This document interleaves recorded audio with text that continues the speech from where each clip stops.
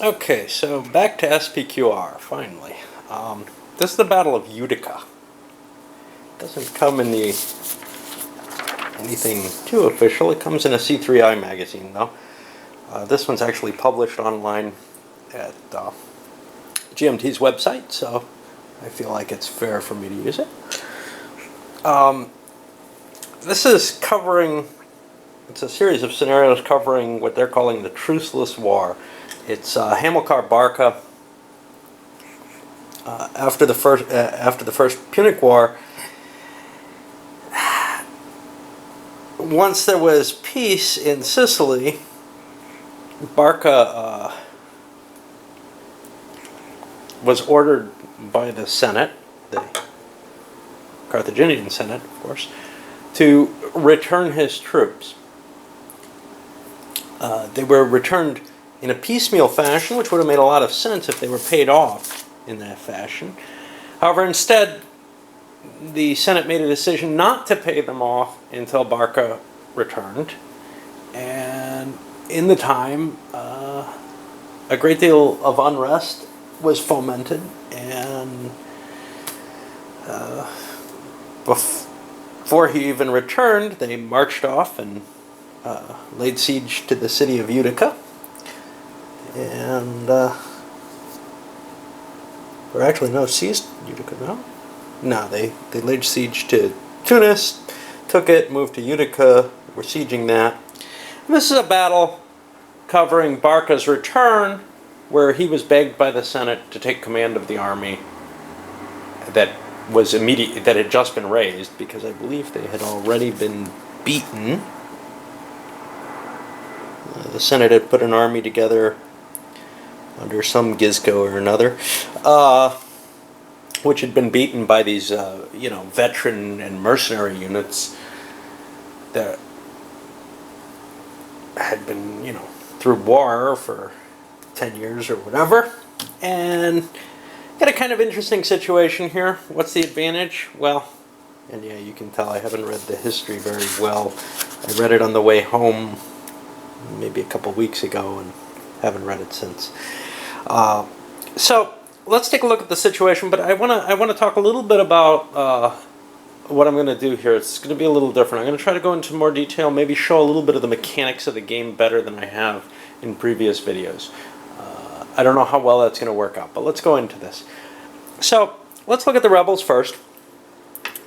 Some of the counters are substitutes. Apparently there were counters made for this, but I don't have them in my set, even though I have some of the counters from C3I magazine. I don't have the ones that were published sometime after this article was. Okay, so up here we have the leader of the rebellion, and that is Spendius. And we also have some Paraterius, who's also got a replacement leader. The forces, I think I have the correct forces, but that's not absolutely clear either. For example, I'm using Gallic mercenary, medium infantry. They suggest using the Celts. That's a fine substitution, but I had another substitution. Oh yeah, I have a substitution somewhere. The Brutian heavy infantry is quite a bit, or maybe, yeah, I think that's the one that's quite a bit better. Somewhere they suggest using mercenary hoplites. What is it? No, the Libyans. I'm sorry. The Libyan heavy infantry here looks significantly better, at least in terms of size. Tactical quality, I think it's about the same, but it's a little bigger than the mercenary infantry that they suggest using, which would be the normal hoplites. No big deal there, I think. Size isn't all that important. You also notice, let's see, what else do we have here? We have a string of medium infantry lights on the end, javelin throwers, some javelin throwing cav on the end, some medium infantry heavy to strengthen it, some legionary infantry. How am I supposed to treat that? Well, the rules don't really state how it's supposed to be treated. I don't feel like that can possibly be treated as legionary infantry. However, that's exactly what I'm going to do. I'm assuming that's the effect they intend, because they could have found other units with approximately with that kind of tactical quality. So these are small units of very, very elite troops, and we're going to give them the advantages that legionary troops would have in this case. Is that fair? Well, not really, because when we look at the line, they can't really be included in a line command, according to this. So I don't know, should they be treated as heavies? That's sort of my question. Should they be treated as particularly small units of heavy infantry, or should they be treated as some sort of legionary infantry just because they're such high quality? I'm going to treat them as the legionaries. I don't think it's going to make a whole lot of difference. It's not like they can really use the manipular rules, and I wouldn't allow them to anyhow. But they will have a somewhat more of an effect when they attack than maybe hoplites would. Then we got a string of mediums here again, a couple lights, cav on the wing again. In the front, some Balearic slingers, followed by light infantry. Not all of it javelin armed. These Numidians are not, for example, towards the front. We have a bent formation. I'm not sure what that means. Okay. What about for Hannibal? Well, he's got a big line of elephants in the front. They should be kind of interesting. We've only seen them facing legions so far, and I think it's going to be kind of exciting to see what they do to more non-Roman forces. And then some heavy Sacred Band cavalry, very potent here. This is, between this and the elephants, this is what Hamilcar is counting on here. And then in the center, we have some light infantry, not bad. And then in the back, the Carthaginian levies, which you really hope you don't have to count on. If the battle comes down to them, Carthage has some serious problems.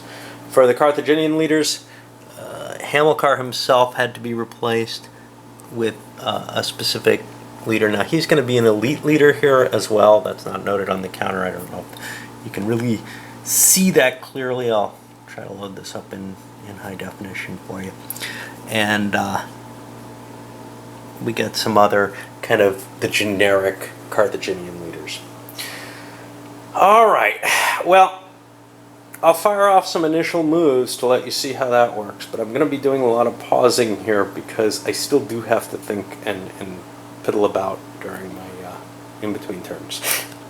Okay, so I'm in the unfortunate position of using a tripod. I have no idea how well my voice is going to carry, etc.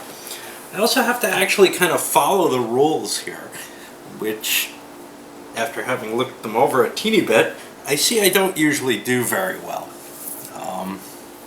I noticed a number of things that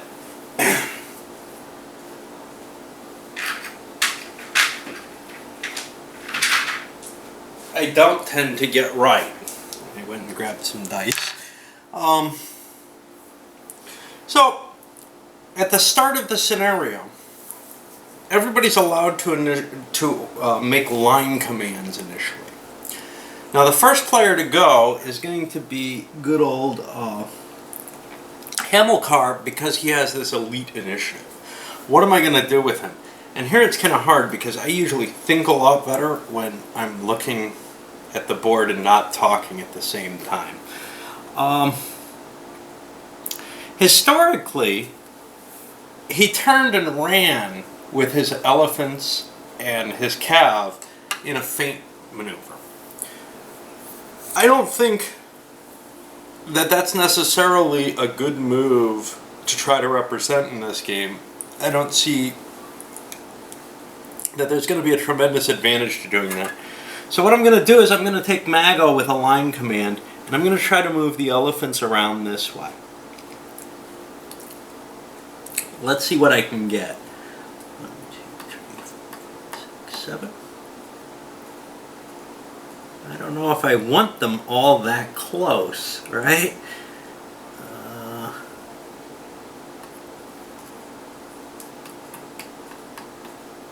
Let's get them out to here.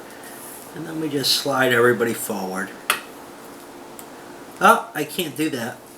I can't do that because, see, I've tried to cheat already. So, I can trigger something directly with him using his Elite Commander bonus, but he's kind of to the back, so he can't trigger those first.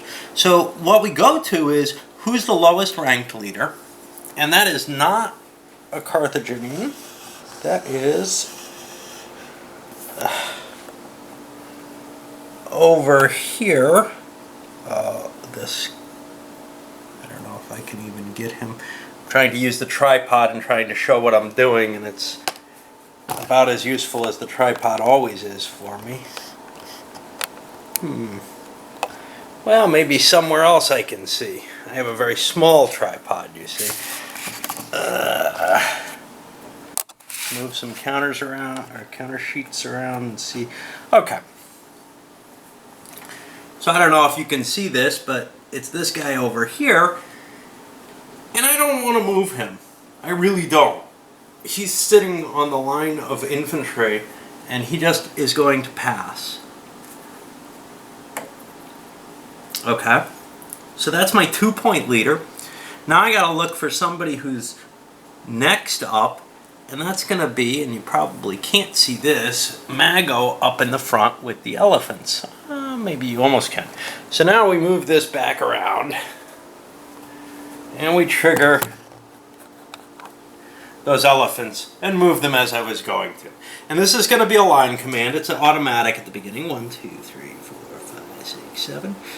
And I'm just going to slide them all up.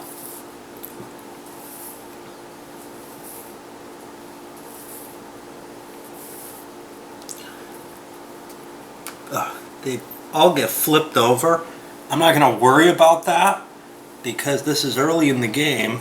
I can remember that I flipped them. Now, I don't have to move Mago up with them, but that's exactly what I'm doing, and I'm not going to use him again this turn, so I'm going to flip him over. I could have rolled to see if I get a momentum action, but because all of these have moved, I don't want to move them again. They'll take a cohesion hit for doing so. So that's the first 4-point leader over here. Now we've got another 4-point leader. Actually, we have only one over here with Leonidas. Let me see if I can get him on the screen at all.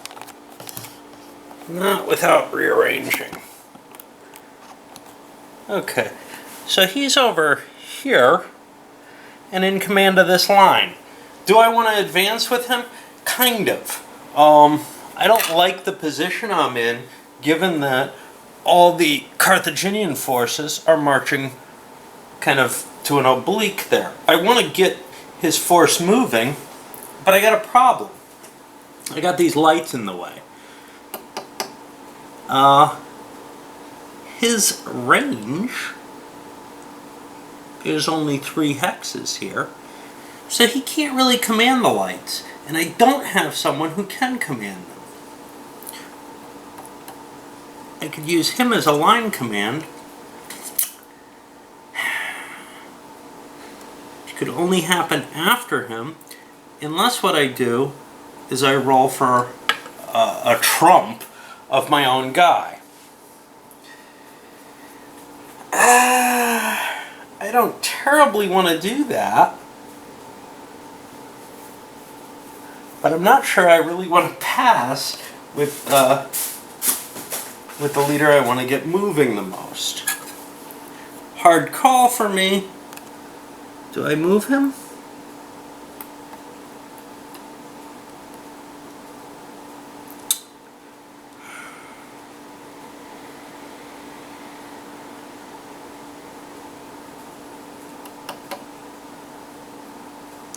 I don't want to break this line up. I'm not going to move him. I'm going to take another pass. It's a hard game in that way. That now gives me over to a 5 leader, and that's going to be over here. Let's go over and see him.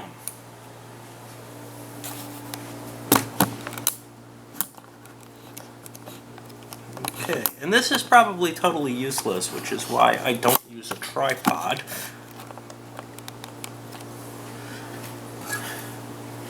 Because I'm not enjoying myself, and I don't think you're getting anything out of this. Okay, so over here I have Hasdrubal, who can either trigger off this cav, which might be, I think, the most useful, but he can also fire a line command with his light infantry. I'm going to fire that line command off because I get that automatically. Of course, I get that automatically anyway, but that's okay. Alright, so I want that light infantry to kind of protect my flank a little bit.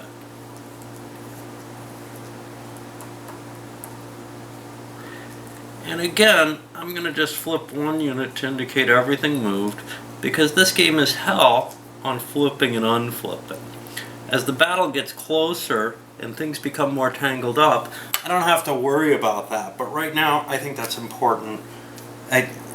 Actually, I do have to worry about it, and I have to do it correctly. Now here, I'm going to try to get momentum. If I roll a 5 or less, he's got his initiative success, and he can move these heavy cav as well. He rolled a 9, which means I go over to the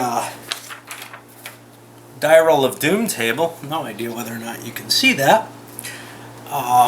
And I get to roll another die on there. I roll a 5 on there, and that basically just says he's finished. That's the final result. So let me flip him, and he didn't get to move that cav. That's a shame. Now we go back over, and we get to do a rebel leader, because our rebel leader over here, let's see if I can get him in view, our rebel leader over here has a 5 rating, so he would be the next lowest ranked leader available, and he happens to be on the opposite side, so the turn switches. What do I want to do with him? Damned if I know. I'm going to pause the game here and think. Okay, so after a little bit of thinking, I want to pull these lights and skirmishers forward. Try to engage the elephants, cause them some trouble.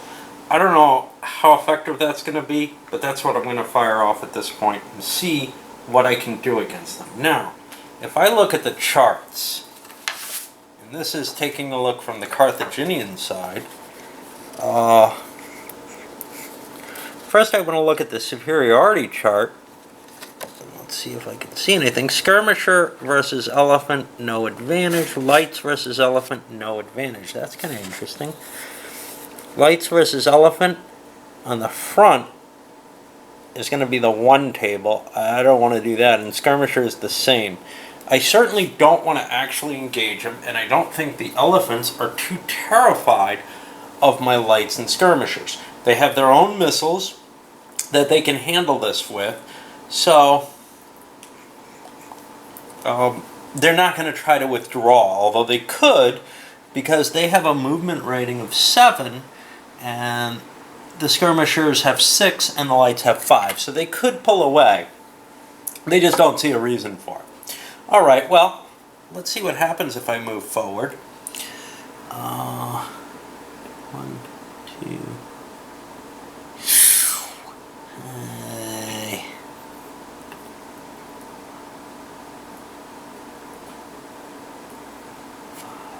Skirmishers don't have to pay to turn facing, if I recall correctly. And then 6. Again, I'm not flipping them over. This is the first turn of the game. I don't want to deal with that kind of hassle. Now, I've just moved up next to 2 elephants. They both get to fire their javelins and their archer screens. They also, the skirmishers, get to throw their slings at the same time. So let me roll the 2 javelins, and that's going to be here on the missile chart, if I can find this. Oh, that's elephant screen. That's just the normal elephant screen. Let's look at mounted javelins. They need 4s to hit. So I'll roll 2 of them. And if you can see the dice, which you can't, I rolled a 2. That's at least a 4. So I did 1 point to the skirmishers. Now I've got the elephant screen, which has a 3. That can only fire in this kind of situation, a reaction fire. I rolled a 3 and a 4. The 3 hits, so now I've done 2 points to the javelin, or to the skirmisher. The skirmisher is going to shoot back at the elephant, and he's going to shoot as part of his movement on the slinger chart. He could have actually done this from range 2, and probably should have. But here he needs a 3 to hit. And he does not get a hit. Now, you put the casualty mark, or the cohesion hit marker underneath, and I'm going to continue moving, but I don't think I'm going to attack that closely again. That was dangerous and silly. So I move this guy forward, and he on a 1 or a 2 hits. He does not get it. I'll do the next 2. I got a 0, which is a hit. So I've done 1 to this elephant. Now I've got these light infantry, and they have javelins. They have to get close if they're going to hit. So I'm going to move this guy first. He's a light infantry, so he actually has to spend to move. He has to spend to turn. 1, 2, 3.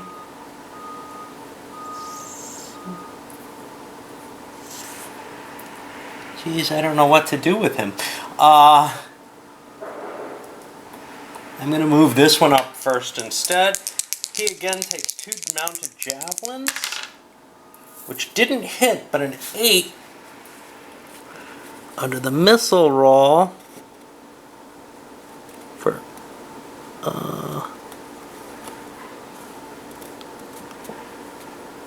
a javelin is a missile low. If it's at least a 6, it is. And now we have the archer screen, which also doesn't hit. It doesn't have to worry about the same rolls. I may have gotten a missile low on one of the others. I'm not too worried about it. The javelineer gets to fire, and he's going to fire at that end elephant. He gets an 8, which is also a missile low.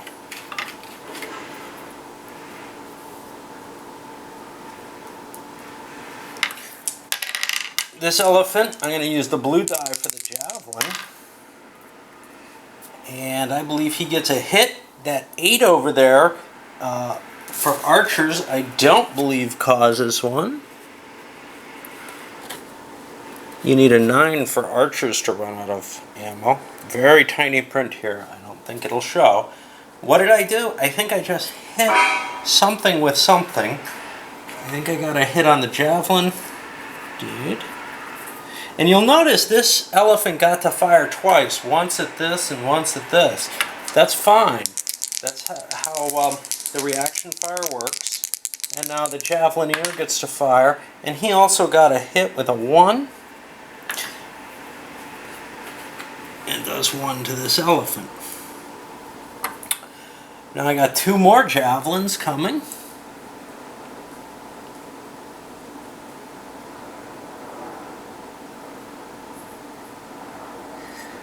I can't get an attack in with this one or with this one, so I'm just going to move them forward to create a solid line. Because they're light infantry, they can have a gap in their line.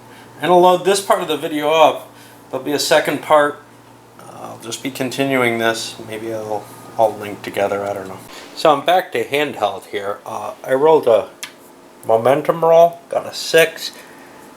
He's done.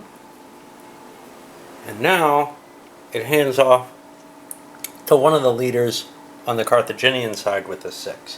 Which one? Doesn't much matter. I'm going to fire this guy off because he's got the cav, and I would rather move that first. Do I need to swing the cav over to this side? I don't think so. What I want to do is get all the cav on that side of the board because it's easier to command in one lump. So that's 1, 2, 3, 4, 5, 6, 7.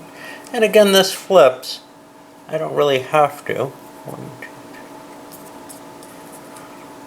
3. Because I can remember. And the leader, I think they have a movement allowance of 9. That should be sufficient. I'm going to roll a momentum for him, see if he can move that other set of cav. He gets momentum. Nobody can trump him because everybody's gone over on the rebel side. So I'm just going to get these kind of out of the way. Why did I flip them? I don't know. Alright. I don't want to move another stack with him, so I'm going to flip him. And now... Oh, wait. Why don't I want to move these? Oh, they've already moved. I marked them. Sorry. Now I've got one more group of units that haven't moved. I'm going to move them forward. I don't want to hurry them too far.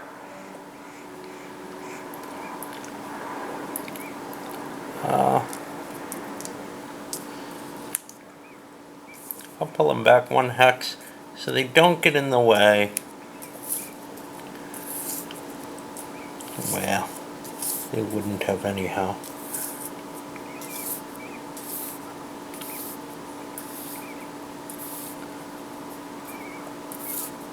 On my other units, I'll flip one to remind me. Where do I want my leader? I want to make sure he's in range of this so that I can do a line command. That's back here.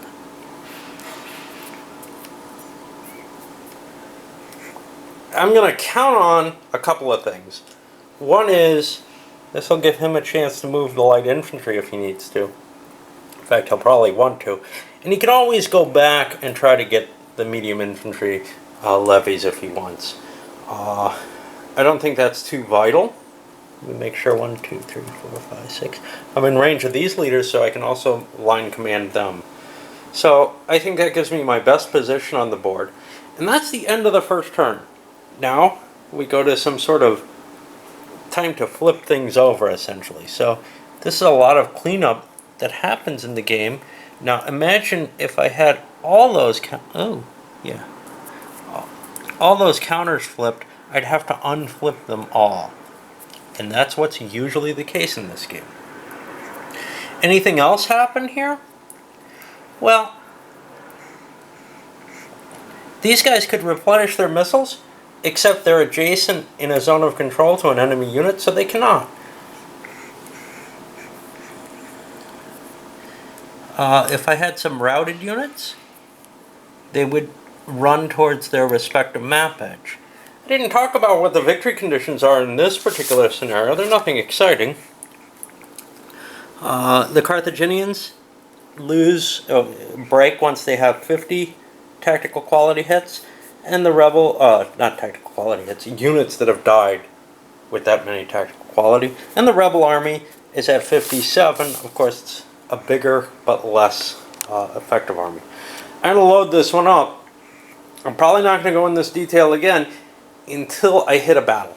When I hit where there's going to be an engagement with a real battle, I'll zoom in and give you an example of what a fight looks like. Hopefully it won't be too big a one, because, you know, a big line hitting a big line can take a whole video, essentially, easily. Alright. We'll see if this is of any use to anyone.